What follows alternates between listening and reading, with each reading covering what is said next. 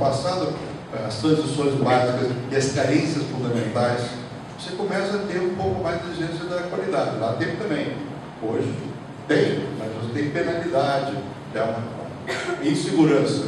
Mesma coisa, houve momentos, alguns mais antigos aqui, para se recordar, a gente não conseguia andar nas ruas, da rua 45 para baixo nos Estados Unidos, não ia. Né?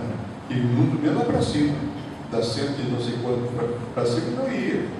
Nem mesmo de dia, não vou entrar em detalhes, eu vou à Europa, aos Estados Unidos há mais de 50 anos.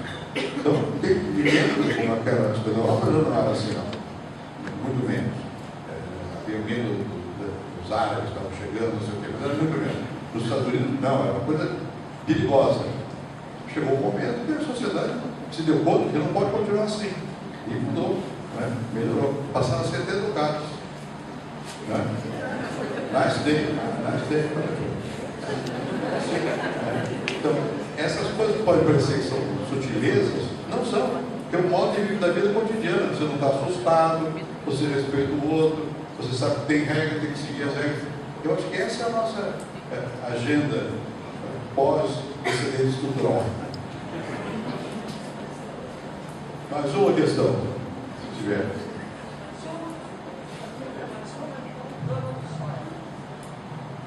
Muito obrigado, professor Fernando Henrique. O senhor nos ensinou muito. Mas eu gostaria de perguntar sobre igualdade e conhecimento.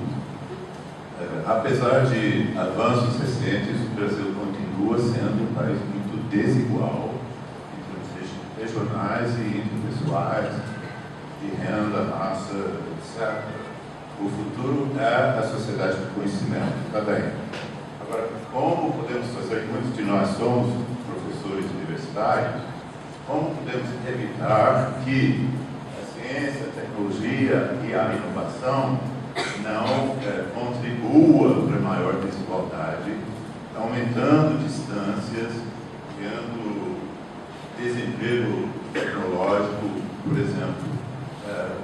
Falou mais do ensino fundamental, mas o ensino superior, na área de pesquisa, o que podemos fazer para não aumentar as distâncias e sim reduzir? Obrigado. Eu acho que aí sim, aí o problema de políticas públicas tem que ser mais eficiente nessa matéria. O conhecimento em si não traz a desigualdade, o uso dele traz a desigualdade, né? A apropriação indevida dele traz a desigualdade. O conhecimento, na verdade, permite a generalização de bem-estar. Uma vacina nova é um negócio incomensurável para a população, né? Mas ele me disse que o doente da vacina de leishmaniose, é verdade isso? De leishmaniose, tem vacina? Não. Alguém, o Fiocruz ganhou uma medalha e disse, eu não sabia que já tinha. Vamos supor que tem, vacina está saindo, né? Então, isso é um avanço enorme, né? A ciência permite. Outra coisa, a grande transformação contemporânea, qual foi? Foi na parte da primeira, toda a avanço eletrônica. Né? Quando você conseguiu fazer internet, e quando você miniaturizou tudo, você tem um computador no seu bolso, e todo mundo não, mas muita gente tem, o acesso foi ampliado, isso foi um bem-estar muito grande. Né? Então, eu acho que a ciência, o progresso da ciência, ela acarreta possibilidades enormes. Agora, o problema é como você não vai poder ter uma sociedade de cientistas, nem cabe. As pessoas precisam, todos têm essa vocação e não é necessário. Né? O que você tem que ter aqueles que têm possibilidade, vocação, tem que dar acesso. Isso é o governo, quer dizer, tem havido um aumento de acesso à universidade. Aqui nessa parte de educação há problemas complicados. Por exemplo, recentemente, nos últimos anos, tem diminuído o número de pessoas que se diplomam. O número de vagas aumentou, mas de formato, não.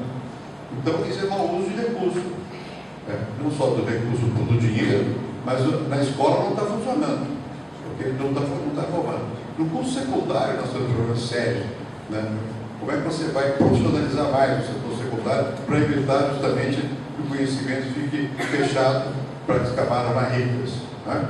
Aí são políticas públicas que podem permitir evitar que o conhecimento se transforme numa outra forma de desigualdade. Né? Você tem que dar mais acesso e maior difusão. É óbvio que você vai ter sempre pessoas com mais conhecimento, e não pode negar nunca que o mérito conta na produção do conhecimento, da ciência, enfim, nem todos têm as mesmas capacidades, ou mesmo têm condição de desenvolver iguais, não são iguais, as pessoas não são iguais. Né? E aí tem coisas que eu não sei, como não são solúveis. Por exemplo, eu acho que a faculdade humana mais importante é a imaginação. É a imaginação. Mesmo na ciência, nas artes, na ciência, na vida. É a imaginação. E você não tem escola para imaginação. Né? Alguns têm mais, outros têm menos.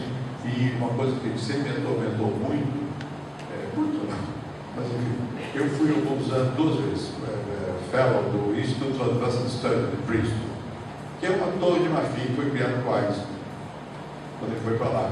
Criaram lá, tem uma fundação, então, mais tarde eu fiquei até o board dessa fundação lá, que é em Bristol, na Universidade de Bristol, mas é a parte da universidade. Lá eles recrutam os jovens PhD melhores, fazem concurso e tal, matemática e física pura. Para enfeitar o bolo, põe os ciências sociais. Mas basicamente é matemática e física pura. Bom, e eles vão para lá, terminaram o PhD, então, por volta de 27, 28 anos, sei lá, e ficam numa aflição enorme. Eles ficam lá 3 anos, porque ou criam algo, ou depois dos 30 não conseguem. Porque dessas ciências de matemática e física, o que disseram a mim? Precisa ser muito jovem. O próprio Einstein que criou mesmo quando ele tinha 20 e poucos anos. Depois, não. Por quê? Porque quanto mais você sabe, mais você se inibe. O saber diminui a imaginação. Você tem medo do ridículo. Você tem medo de descobrir o que já foi descoberto. Né? Esse tipo de coisa. Bom, eu sempre tive a ilusão de que isso é só na física e na matemática. Agora eu vi que não, comigo mesmo é tudo. Né? Com o tempo, você pode ter mais sabedoria, mas tem menos criatividade, menos imaginação. Então você vai ter sempre diferenças entre pessoas e tal. Nesse sentido, não vai ser igual. Né? E você tem abuso até com o Picasso, que morreu criando. Né? Mas isso é raro. Normalmente você não tem capaz. A imaginação não é ilimitada. E para mim o que é fundamental são 2 coisas: a curiosidade e a imaginação. O resto, sim, disciplina, métodos, você aprende. Mas curiosidade você pode ser incentivado a. Imaginação é mais difícil. Talvez haja possibilidade. Então você tem que tomar. Não pode imaginar também que o mundo vai ser.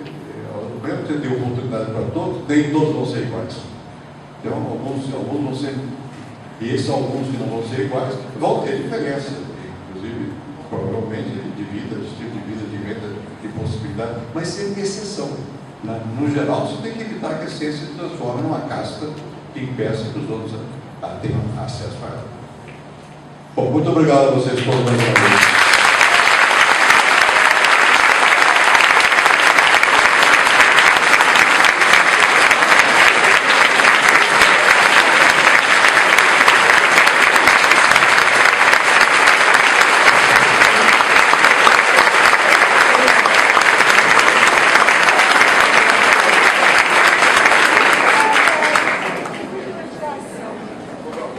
Quando aplaudem muito, eu ameaço. Cuidado que eu repito tudo.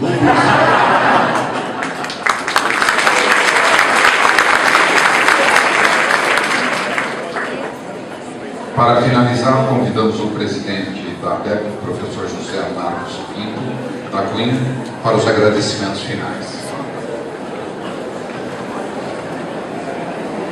Caríssimo professor, doutor Fernando Henrique Cardoso, apenas uma palavra de agradecimento, e a ABEP se sente muito lisonjeada de tê-lo aqui.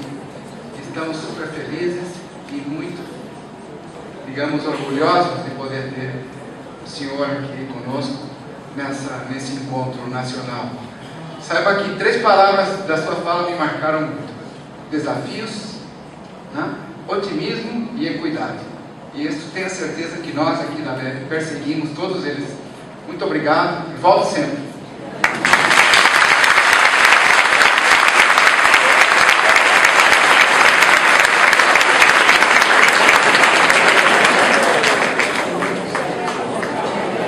favor, eu queria... O professor já vai ter que sair, infelizmente, imediatamente, mas eu vou pedir que vocês fiquem, porque nós temos uma surpresa para vocês agora. Uma surpresa cultural, que logo, estou vendo a Ítala aqui, por favor, peço que a professora Ítala do